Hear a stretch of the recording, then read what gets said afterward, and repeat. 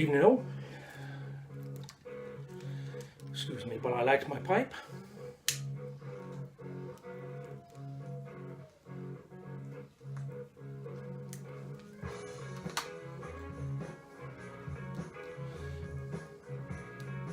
I do hope you'll forgive me for wearing my hat indoors. Something a true gentleman should never do. But it's bleeding taters, as we say here in the UK. A tad chilly.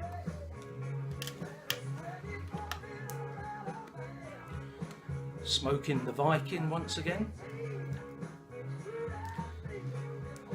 I think that really should be a euphemism, shouldn't it?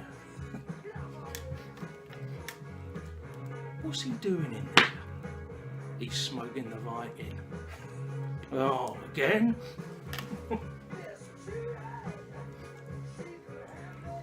And in it I've got some Boswells and Northwoods. It's a pretty poor fire tonight, can't seem to get it going. Ooh. Drinking some of my beloved Wadworth 6X.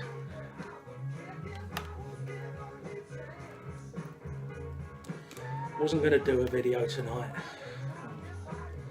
Wasn't really in the mood.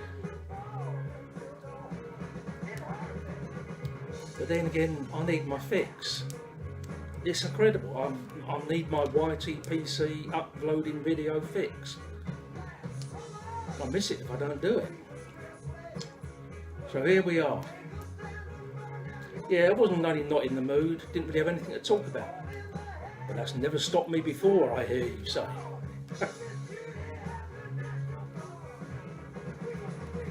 So here we are, on a Friday evening. Things turn very chilly here in the UK. Up north they got snow. I do beg your pardon, sorry. I'm behaving in a very uncouth manner this evening, aren't I? Hat on indoors. Passing wind. No, only through the mouth, I hasten to add. That's bad enough. I leave the other department to Ziggy, and he's a champion at it. Really scorch the hairs out of your nose. This has taken a very vulgar turn, hasn't it? Yeah, but yeah, so here we are on a Friday evening. Wanting to put the video up. I was going to do a VR to Chad Yardism, because he put he's doing an 11 questions thing. And his first question was about books, what books you give to people.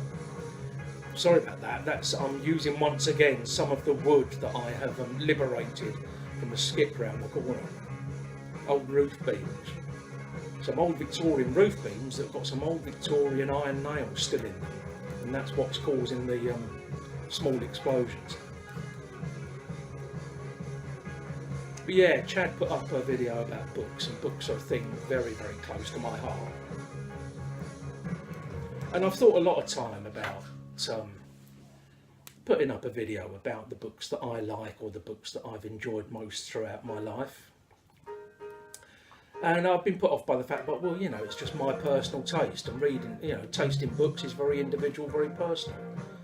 But I was tempted by it, and I think I might still do it tomorrow. I don't know, if not tomorrow, another time. But because I've been reading books since my mid-teens, so that's 45 years, and I've read so many.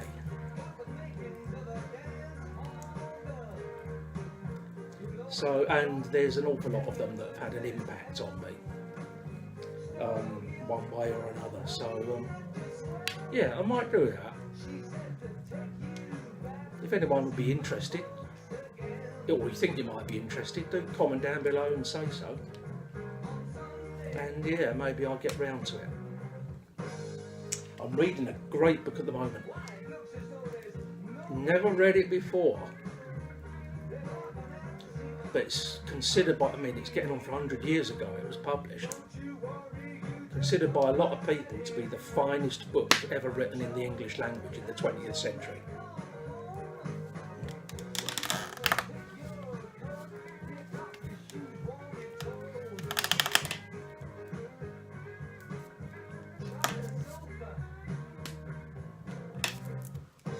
Ford Madox Ford, Parade's End.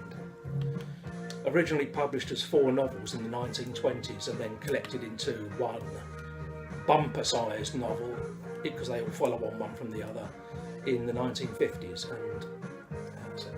And I've had it upstairs, like once again, upstairs on the shelf amongst the books that I bought and haven't got round to reading, and just got it down the other day. Really got into it. You know, it's it was quite a popular theme, and of course in the 1920s was the impact that the First World War had on English society,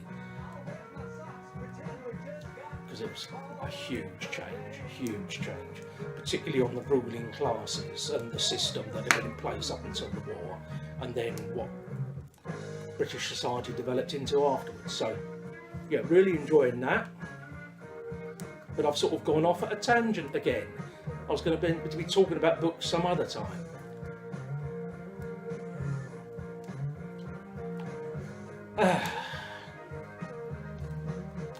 Hope you're all well, wherever you are. Cheers. Cheers, Ziggy. Good health.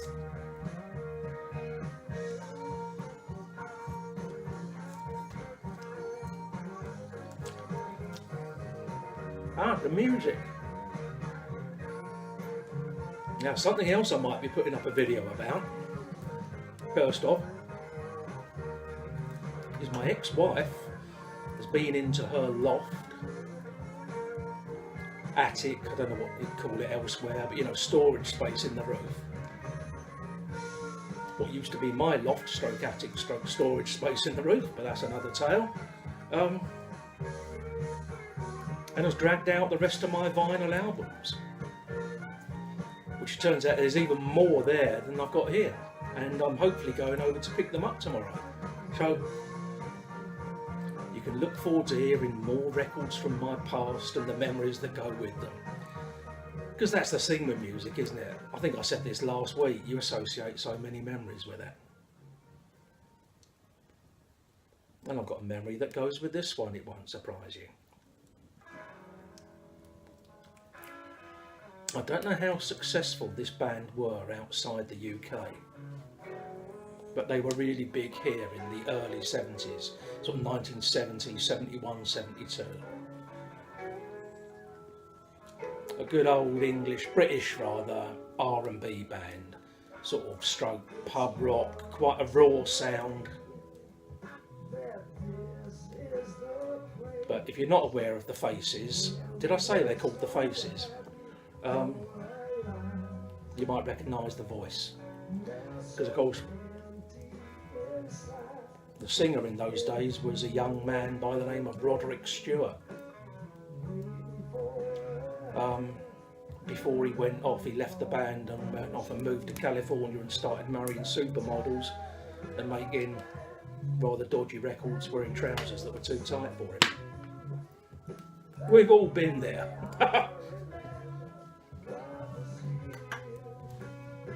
But yeah, he was a singer with the Faces. And another one that went on to achieve separate fame and fortune was this guitarist, was Ronnie Wood, who then left the band and went off to join the Stones, and he's still with them.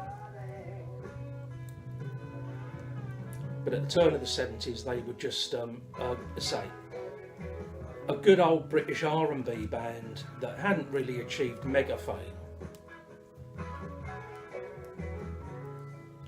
And then Rod Stewart had a solo hit with Maggie May.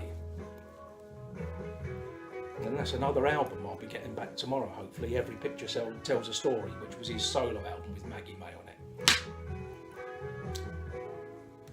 And that really lifted the fortunes of the Faces, sort of riding on the coattails of his solo fame. And I went to see them at the beginning of 1971. Once again, I was living up in Bedfordshire at the time, but they were playing in London at the Rainbow Theatre in Finsbury Park in North London. I understand it used to be a cinema, the Finsbury Park Astoria, had fantastic decor inside. Absolutely sort of amazing 1920s, 1930s. Because you know the way they used to do up cinemas. It was a beautiful place. And then it became the Rainbow, which was a music venue. And I believe it's now a Pentecostal church. Our times change, eh? But the Faces were playing there at the beginning of '71. And me and my sister's boyfriend were mad on them, or mad keen on seeing them. Of course, no internet to buy tickets online. If you wanted to go and see someone, you had to go to the venue and get the tickets there. And we travelled down the Saturday morning. I think I can take that off now. I'm getting, oh no, perhaps not. I'm getting glare. It'll all go. So we travelled down the Saturday morning to the Finsbury Park Rainbow Theatre. And those of you that don't know, which I suppose is just about everyone, it was built at the conjunction of two roads coming in like that. And so the building was like triangular. The front door was at the apex, and of course the screen would be at the back where the building was wider. And we got down there on the Saturday morning. This would have been about January time, I suppose. It was freezing cold. Hello. Hey, stay away from my beer.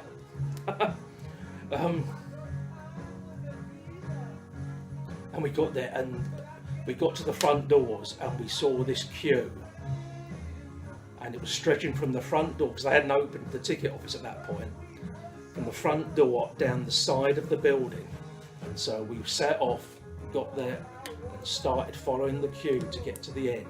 Now you know what's coming, but I swear to God it's the truth. We walked all the way down one side of the building, all the way along the back, nearly all the way along up the other side of the building, and ended up near the front doors again.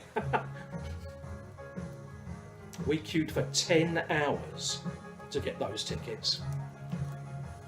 And I've seen comments online from other people that did the same the next day on the Sunday. You can't imagine it now, queuing, well I suppose perhaps you can, I'm a bit out of touch, but queuing up 10 hours to buy some tickets for a concert. But we got them in the end, we got in. And when we got into the concert itself, it was a great concert. Because they were really, I mean, there's none of these sort of amazing production values that bands have now. They were real hard driving, pounding R&B. What the old school R&B, not what's called R&B now, you know. And they were fantastic. And the thing that I remember most, that when they played their big hit, I think it was when they did the big hit, Stay With Me, because we were up in the circle, up in the balcony, and everyone was on their feet anyway, but people were stamping in time with the music, and you could feel the whole floor was, this is Stay With Me. Great bit of Ronnie Wood guitar.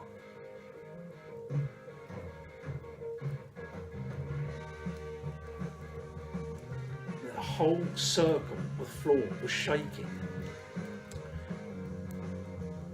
As much as I was enjoying the concert, I was actually terrified the bloody thing was going to collapse. But we survived. I mean, they built places to last in those days. But yeah, another great concert. Oh, I didn't show you the cover.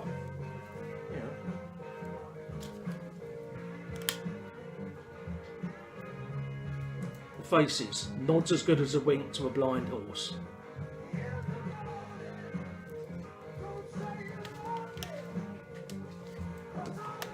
I think they briefly went on to be Rod Stewart in the Faces after that, and then of course, as I say, he ditched them, cleared off. They had their origins in a British band of the 1960s called the Small Faces, where the lead man was, hold on, I'm going to throw another roof beam on the fire. Another Victorian nail in it. The front man was Stevie Marriott, and he went off and formed Humble Pie with Peter Frampton, who then went off to have solo success of his own in the 70s. And it's another one of the albums I'm getting back tomorrow, Frampton Comes Alive. And poor old Stevie Marriott ended up dying in a fire at his house. Oh well. Here, for someone that wasn't intending to make a video, we're up to 16 minutes, so I better call a halt.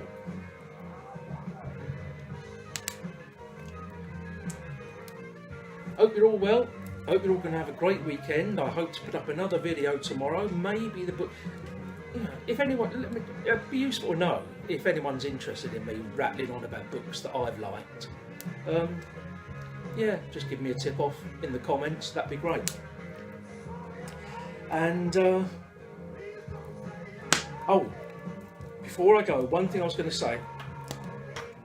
I read absolutely every comment that's left on any of my videos. I read all of them. And I always do try and answer, even if it's only to say thank you for watching and commenting. I've been a bit preoccupied this week, so I'm afraid I haven't done it.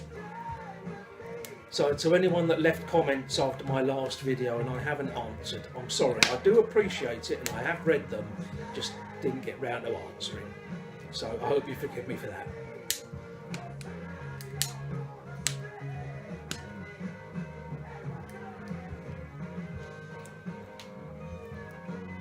Now I'm going to go off and boogie on down.